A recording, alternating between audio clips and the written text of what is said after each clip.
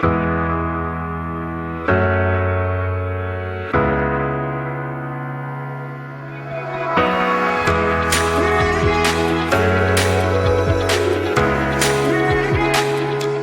this is not the first time that we're seeing the Kodiaq, so we don't want to spend a lot of time talking about the design. But this is the first time that we've seen the classic Skoda crystalline design featured on a large SUV, and it's really impressive. We have a large angular front coming through to the side, a high shoulder line and a high tornado line that rises towards the rear at the same time that the roof line drops away. That gives the car a really extra special dynamic, combined with wheel arches that for the first time ever with the new design language are not round but angular, coming right the way through to the back. The rear of the car is a lot more subtle than we've been led to expect from the front and the sides, and personally I would rather have larger, more dominant lights at the rear to emphasize that styling. But let's not forget why it's here. This is the gateway to a truly enormous boot. Even though it's just 20 centimeters longer than a Tiguan, it holds 400 liters more cargo in the rear. And with the seats down, over 2,000 liters total load space. As you would expect from the outside, the interior is modern and stylish. The materials used are not only of high quality, but they're also really well produced. The display at the front is dominated by a 9-inch touchscreen, which has integrated buttons that really add a stylish feel to the car. Skoda's Kodiaq is all about connectivity. The best thing is definitely that we are coming with the online content to the car, because so far we was offline. We can provide the traffic info, which is very important. That was something what our navigation simply needed before. We are coming with the Google Earth, we are coming with the Street View. There's really no point designing a large SUV unless there is lots of space throughout. We already saw that at the rear with the boot. In the interior, there is no difference.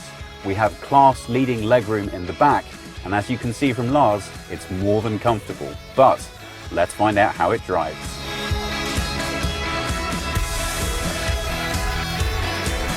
This is Skoda's first large SUV, and it's always a concern with SUV design that you're going to sacrifice a little bit on the drive because of the size and the extra space that the car has. I'm really happy to report that this is not the case with the Kodiaq. We're driving a 180 horsepower TSI petrol engine, and it's been paired with a 7-speed DSG. And I'm happy to tell you that the drive is tight, lively and responsive. It really drives every bit as well as you could possibly hope for.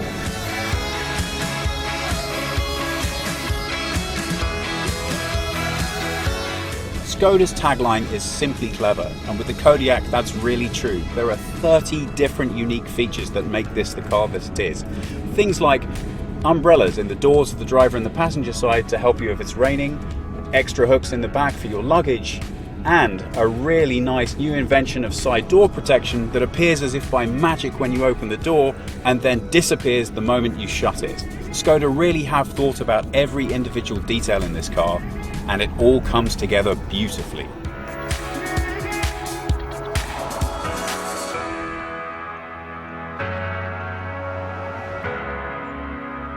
The Skoda Kodiaq comes with a choice of 2 diesel or 3 petrol engines from 125 to 190 brake horsepower. It also comes with either a 6-speed manual or a 6 or 7-speed DSG gearbox.